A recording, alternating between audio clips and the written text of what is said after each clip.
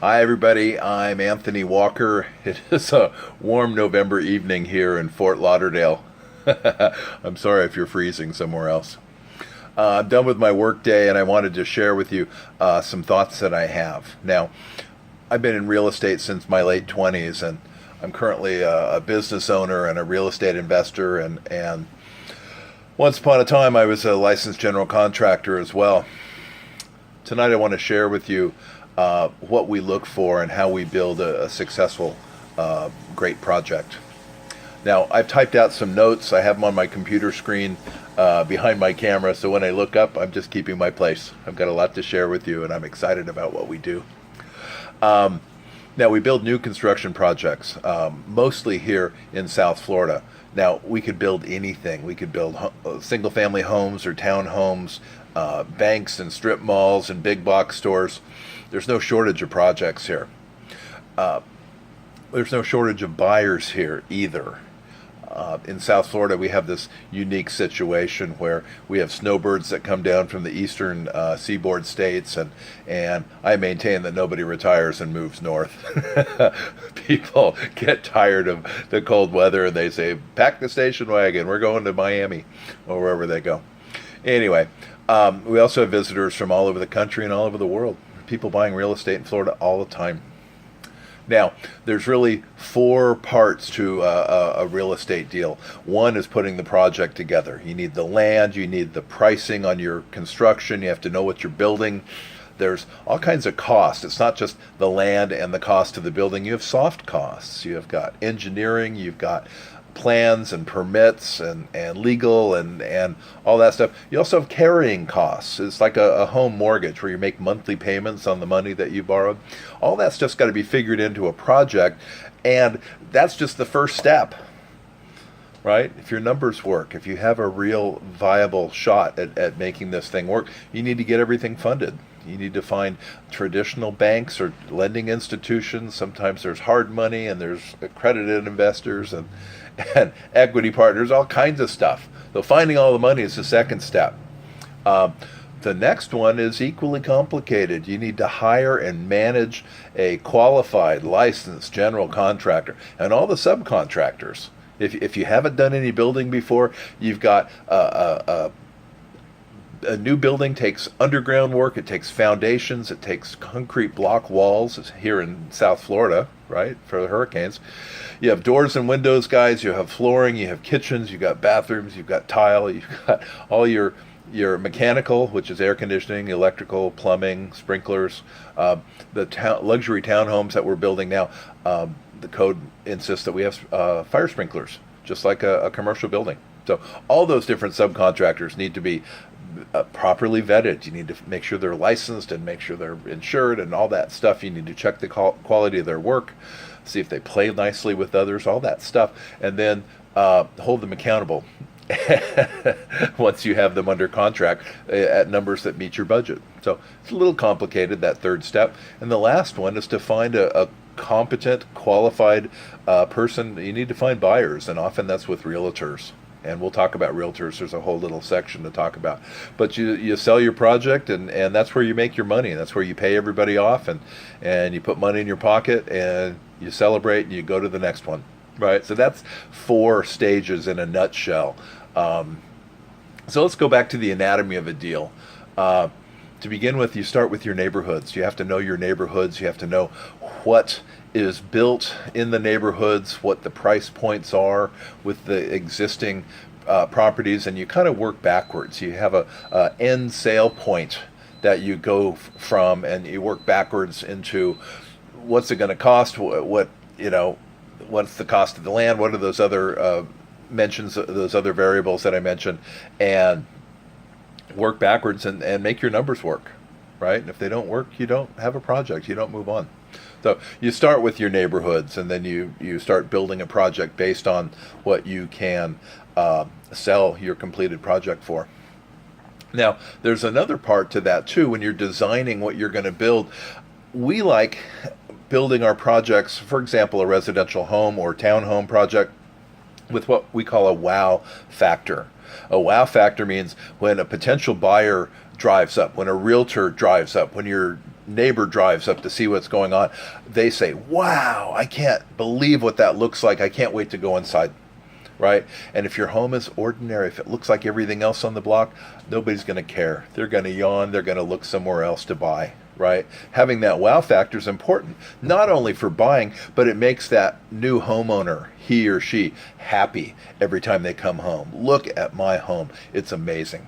Right? That just makes sense. But that's what we like. Let's see. So that one of the parts that we'll talk about over and over and over is being conservative and using real numbers with this stuff. You don't overpay for anything. You don't say, oh, but it's a great neighborhood, let's overpay for the land. You don't overpay for anything.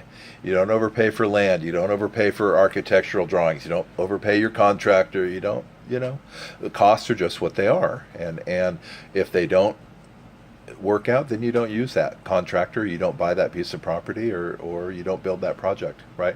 Being conservative on your numbers is part of the equation. Now, projects have to make sense in a lot of different ways. Numbers have to work. The style or design of the project has to work. What do I mean by that? If you have a neighborhood filled with Mediterranean style homes, that's a popular style to build in lately, and in other parts of the country, even here, Spanish style is really popular. If you're putting up another same old Mediterranean, same old Spanish style, why not put up something different? That's what we like to do. We might, in a neighborhood with Mediterranean style home, we might go with new modern, or we might go with something else, right? In a neighborhood with all new modern, with all kinds of white walls and boxy angles and glass, we might do something that looks like an Italian villa, for heaven's sakes, and make it stand out, make it a little better, so it is unique and different for the homeowner. Let's see. Projects have to be easy enough to do, and what I mean by that is, like, it's nice to do something a little different, but we're not going to make it overly complicated. It's possible to throw a ton of money at a complicated problem. Like, we put men on the moon, but it doesn't mean it's a good investment, right? We don't have to build the luxury hotel on the edge of the cliff, right? We're just doing ordinary, normal stuff. We do a great job, and everybody makes money, right? It's simple. So we want to work smart. We want to do what we are great at, and we want to make everybody money. That's why we're here. Now, we put our numbers and our projected costs into a document called a pro forma. Some of you have heard of that. Pro forma is simply a standard document that shows the costs and the sample projections for a given project, a pro forma. It's a summary sheet of the whole project. It's not a detailed view. We would give, for example, a banker the pro forma, and they'll say, oh, okay, on paper it looks good. Now show us your backup, show us your detail. And of course we provide that for them later. Let's see. Knowing what you're building, being able to control your budget and your building costs, the time of your schedule, it's all part of the equation, right? We're going to talk a little bit more about that. Time is money. You know that. Now, I like working with real numbers. What does that mean? There are people that like putting in really conservative numbers, then they add a contingency factor there, and they put a safety factor in there. I like working with real numbers because then not only is it accurate, but it's easy to see where you are. I don't mind being conservative, but I like using real numbers instead of building in safety factor after safety factor, right? If I'm conservative and I err on the side of being not conservative enough, then that project wasn't a good project. Right? There has to be a big fat profit at the end of being conservative. It can't just be real tight. The second thing is, if you're overly cautious and you build in safety factors, sometimes you have a pleasant surprise when you go sell your project and you get more money at the closing table than you had projected. That's always a good day. Now, there's a few moving parts when it comes to putting a successful project together. Having the know-how and lots of experience are essential. My team's got, 75 years worth of building experience or something like that. There's great money to be made when you know what you're doing. And let's be clear, if this were easy, everybody would be doing it. Okay? It's easy to do when you have decades of experience.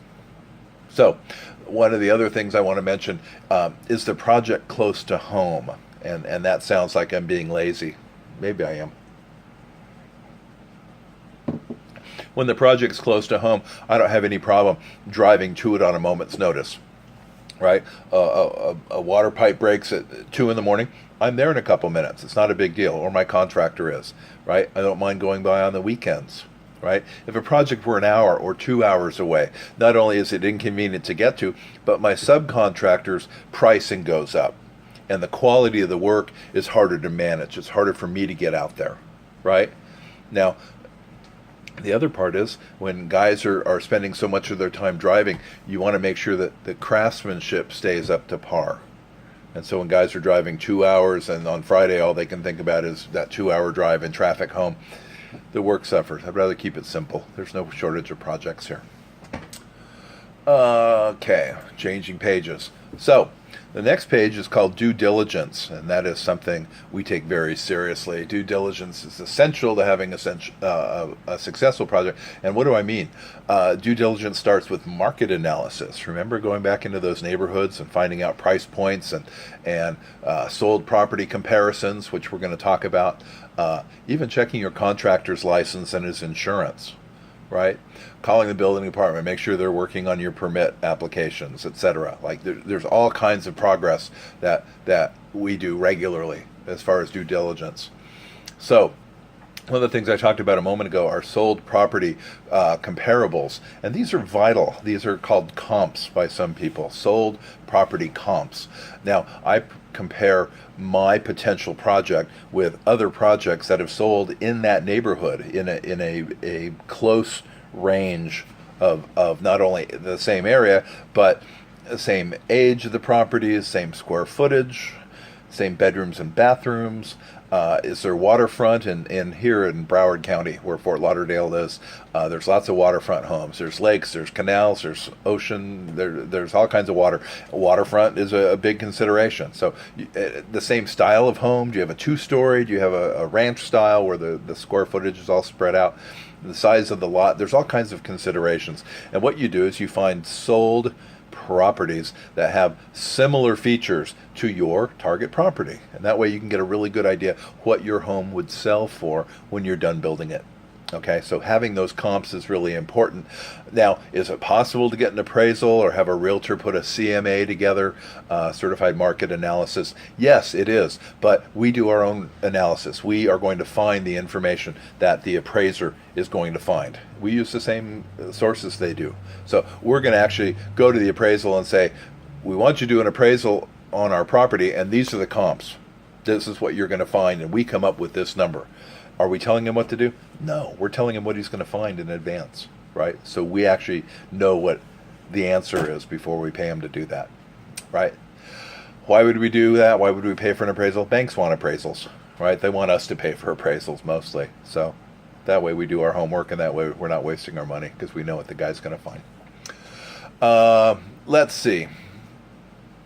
If you know your market, if you know your price point, if you know your comparable sales, and you build a great project on time and on budget, that's not only fascinating to look at, but interesting and functional and different.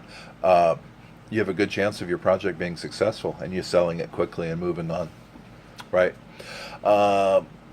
Let's see. Doing due diligence on your lender is important. Right, you want to find out if a lender takes good care of its projects. Right, this is the relationship business. We just are applying it to real estate and to construction and all the things that we do. Having one lender is great, but I promise you, if you have one lender and you're putting all your hopes and faith into one lender, and that one lender flakes out on you, you're going to be hurting, and hurting is expensive in this business. I would much rather have a plan B in place, a plan C, sometimes a plan D.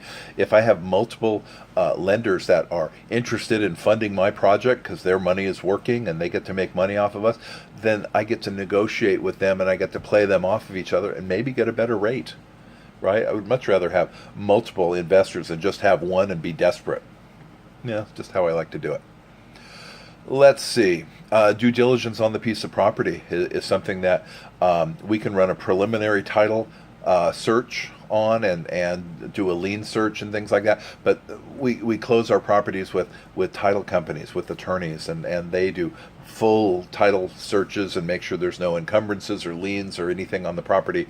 So we have clear title and we're free to go do our project, right? Now, general contractors. Contractors is a great topic. A lot of people are scared to death of contractors or have bad experience with them. There's all different kinds of contractors out there. There's contractors that can build dams and bridges and skyscrapers, and some of them that barely hold the right end of the paintbrush, right? And everything in between. So some are excellent and some are not. That's my point. Every single one of them understands that their time is worth money. And you need to understand that clearly. There's a particular dance you play with a contractor. Now, we're going to talk about the dance in a second. To find a good contractor, what you can do anything. You can look online. You can talk to the pro desk at Home Depot. You can talk to your neighbor who just added a room on. You can drive around, look for projects that are being built. There's all kinds of ways to find contractors, but it doesn't matter what they've done in the past. It's more important what they can do for you, and the way that you assure them that and verify that they're going to do good work for you is, one, having a good contract with them that spells out exactly the scope of work and the schedule by which they agree to get the work done in, and also the draw schedule. Now, the dance that I was talking about with contractors, this is a good one. Take notes. You control the money. Control the money and you can get them to do what you want them to do. If you give the contractor 50% down or whatever crazy number he asks you for, don't be surprised if he doesn't show up for a month, right? You've just given him a vacation and you paid his kids' college tuition, and he's got lots of things to do with your money besides show up and work. So pay him for the work that he's done, right? Verify that the work was done and the percentage of the drywall or whatever it is was completed. Verify those invoices and then pay him for the work that he's done, right? So there's a whole art form in staying behind your contractor and not getting ahead, not overpaying him. All right. Let's see what else. Oh, in that draw schedule I spoke about, which should be in your contract, there is not only percentages of work being done, but there's also particular milestones. Now, a construction schedule is complicated. I don't expect you to be able to build one, but a good contractor can build one. You can sit down with a developer like me or sit down and say, here's how schedules go together. And some trades can work side by side. Sometimes a trade can't start a particular scope of work until the other one's finished. Like if you're finishing and sanding drywall, you can't start your painting yet. That sort of thing, right? So in the construction schedule, sometimes there are performance milestones. For example, your plumber comes in, he delivers all the materials, he starts putting together the rough plumbing for your kitchens and bathrooms and that sort of thing. When the inspector comes in, because you're pulling permits from the city, the inspector comes in, makes sure the work is done correctly and done per code, it matches the drawings. When he signs off on the rough plumbing, then the plumber should get paid. If he doesn't pass that inspection, he shouldn't get paid yet until the work's done and until it's done correctly. So that's an example of a performance milestone that you can hold your contractor accountable for. All right, what else do I got? Sometimes you need to fire a contractor, right? Sometimes things happen and you have to be aware of that. If you had to fire a contractor and you didn't have a plan B in place, you'd be in trouble, and trouble again costs money. Right, the delays. Let's say, for example, your electrician wins the lottery on a Friday night and you never hear from him again. What are you going to do? Well, if you've overpaid him, if you gave him 50% of his contract before he won the lottery, not only do you not have an electrician, but you don't have half the money that you need to build the project. You see how that works? So if you are cautious with your money, you don't get behind or don't get ahead with your contractor, and you have other contractors lined up that want to work with you because they know you have steady work. It's a way to keep their company going, right? So have a plan B in place. Have a plan C in place. If we have multiple projects going, you can bet we're not relying on one contractor only, right? And if something happens, if we have to get rid of a contractor and terminate his contract and bring somebody else in on board, we have enough money to finish, right? It's important. Okay, did that one. Oh, there's a couple other things that cause delays, and I've talked about the electrician. Let's say my landscaping crew takes a couple weeks off at Christmas time because the crew decides that not only are they Christian, but now they're Muslim and they're probably Jewish and maybe some pagan holidays thrown in, and they just like disappear for 2 or 3 weeks. Ask me how I know this one, right? Your contractor, your landscaper has no labor, right? And my project suffers. So that stuff gets built into the contract, into the schedule, right? This work will be done by this time, otherwise there's penalties. And the penalties come out of their pocket. So he makes sure his guys show up, right? Let's see. Oh, that might be difficult. Replacing a contractor, yelling at a contractor, getting him out on your job. That might be difficult for a novice to do. It's better to let somebody who's been around and has a relationship with people. So it smooths the transition when stuff is difficult. Of course, construction's difficult. It's kind of like managing chaos every day, but that's what we do. It's important to know if your contractor, your builder, or your architect know how to navigate through the particular city that you're working in, right? Do they know people? Do they know the inspectors? Do they know the code enforcement guys? Do they know the plan check guys and the engineers? Do they have a smooth working relationship with them? Can they get things in and out of the city, right? Or the county? It's important to know, right? Again, it's relationships in this business. So managing the project from the financial side is another part of a project. You're underway, your contractor and his subcontractors are performing, but they need to be paid. And so that draw schedule that you built at the beginning of the project, you need to make sure that the work is being done, and you need to invoice your lender prior to them needing the money, right? So you have to be proactive, and you have to not only verify that the work is done, sometimes you have to verify to the bank that the work is done. You take progress photos, sometimes they send a representative out to take photos. I like taking videos, it's a little easier. You send the invoice verification, you send the video or the photographs back, and then they wire the money into your account, and then you write company checks to your subcontractors or contractors. You don't give out cash. If you don't know why, go talk to your accountant. He'll tell you. Now, when you're under construction, another thing to do is to find a selling realtor. Okay, there's two different kinds of realtors mostly. You have a buying one, a type that's really good at buying properties, and you have another one that's really good at selling properties. You can't, just because they're a realtor doesn't mean they're good at both of those. So how do you find good selling realtors? Well, drive around your neighborhood. Look at the properties that are for sale. You'll see the big real estate signs on the big posts, and often they'll have a photo, they'll have a name and a phone number. I just go by with my phone and I take photos, right? And then I go home and I call each one.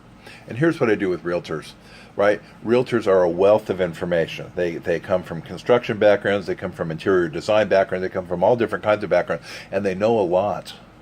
They know a lot about your neighborhood, and they know about the features that go into the homes that they sell, right? They know what customers like because they work with buying customers all the time. So what I do is I will call a realtor. I will say, I've got a project at such and such address. Oh, that's yours? I know all about it, right? They've done the homework on the property already, right? And I'll say, I'm looking for somebody that might sell this for me when I'm done. Are you interested in coming by? Well, of course they are. I set an appointment and I walk them through the house or the townhouse, whatever I'm building, and I have them look at the drawings, and I say, these are the features and these are the finishes. Do you have any suggestions? What would you do with the front? And I ask them, and then I do something smart. I listen, right? I want to find out what this guy or this gal knows about the design, about the landscaping, about the features, about the details that they would put into my house. And chances are I can still put, the different kinds of tile or the different kinds of plants or whatever else, right? I'll make notes I'll get their card, I'll take notes while they're talking, and I'll staple their card to each sheet. So that way when I go back, I can, one, take a look at my project and say, I'd like to add this or incorporate that into the project. And two, I introduce myself as a builder and developer to them, and starting that relationship is important because when someone wants to build something, when they go to that realtor, they might say, "Hey, call that Anthony guy." Right? I went through one of his projects. It was beautiful. He actually took one of my suggestions about the fountain out front, or whatever it is. You know what I mean? And you might get some possible work out of it. You may want them to represent you and sell that home for you. They might be able to bring buyers to the table all the time. So really important to find good realtors in that area and then cultivate them and use the information that they have for you. To me, that's always been a real source of information. All right. I just went completely off the reservation there.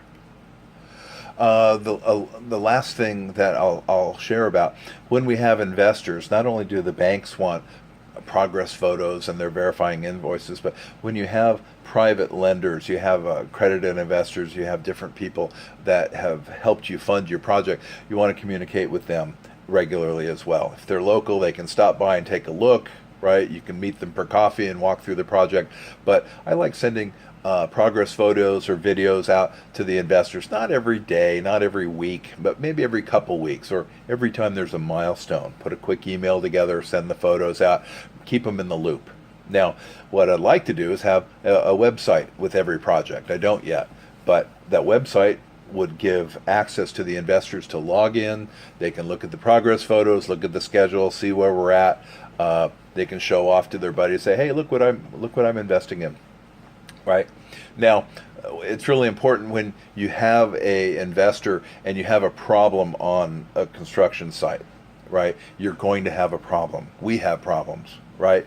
Let's say you're digging a pool in the backyard and it rains for a week. So you got 2 feet of standing water in the bottom of your pool, and you can't shoot your gunite till it's pulled out and dried, and who knows, right? So whatever goes on, you just tell your investor what's going on. Look, we got 2 feet of water in there. We're bailing it out with a pump right now. We're going to dry the soil. The city's going to come by and inspect it, and then this should delay us a couple days on the pool or whatever, right? You don't call them and say the sky's falling, the roof's caved in, it's a disaster. No, we're the experts. We're going to fix the problem. We'll tell them what we're doing and just move on. This is normal. So it's not a problem for us. It's just something to manage. So we just share that stuff with our investors as it comes up. Now, here's a interesting topic. Behind the scenes. And behind the scenes, there's a lot of stuff that goes on that a lot of people don't know about. To start a project, for example, you have your piece of land, and you have an architect, you have a designer, you have a builder. Somebody is mapping out that piece of property and figuring out how large of a structure are you going to put on that piece of property. And sometimes you have to work with the driveways first, what's the access on and off of the property, and then you start building, in the case of townhomes, where are the front doors and where's the access and where, what do the different floor plans look like. There's a lot of work that goes into designing something like that before you take it to the architect. Now, once you get it to the architect and they have blue line drawings, blueprints, then you take it out to engineers, and the engineers, like your electrical, like your plumbing, like your fire sprinklers, like your air conditioning, they will engineer their systems to go into the structure. So all that kinds of engineering goes together to make a full set of blueprint drawings. So you've got all these different sources that are working to put this information together, and you run it through the county, if that's the sequence. Sometimes you run it through the city first, but with everybody's approval, then you get a set of working drawings which have permits. And once you have your permits, you can break ground and start your construction process. Now, one of the things you can do with a piece of property is changing the zoning on a piece of property. Most of you know that there's land that's zoned for residential or for commercial or mixed use. There's farmland. There's like different ways to zone properties that designated particular kind of use. Changing the zoning, changing the use of the property can actually make you a lot of money. If you could change a piece of property from residential to commercial, commercial typically has the highest yield of dollar per square foot. So if you notice on busy streets where you have what looked like a house that's now an attorney's office or an accountant's office or something like that, they took a residential piece of property, changed the use, now they're making it commercial. Now it's more valuable. Anyway, talk about the construction schedule, and you build that construction schedule in a particular sequence. Again, you can't start some work until other trades are done. But one of the things you do, let me use the example of storm impact windows, which are a big deal here in South Florida because we have hurricanes that come through once in a while. To build storm impact windows, we need to send a deposit to the company to get the work started. These companies, the carpet companies, the storm doors and window companies, they don't just build a lot of their products and then store them in a warehouse and hope they sell them. That's not good business. They build them custom ordered per project. So the door and window guys will look at your drawings and they'll do a takeoff, what particular style of doors and windows that you've chosen, and then with a deposit, they will start building them. And maybe there's a 6-week lead time, maybe there's an 8-week lead time, but you order that 8 weeks before you need to install it, right? So they match your schedule. You don't just blink and you come to that point in the schedule and go, oh wait, we got to wait 2 months for window. No, that's amateur hour. That's not how it goes. So you order your long lead items in advance, right? And you pay the requisite deposits to get that work started.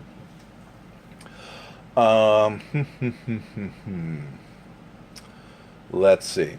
So another thing I'd like to talk about are financing. We do work with large banks. We work with lending institutions.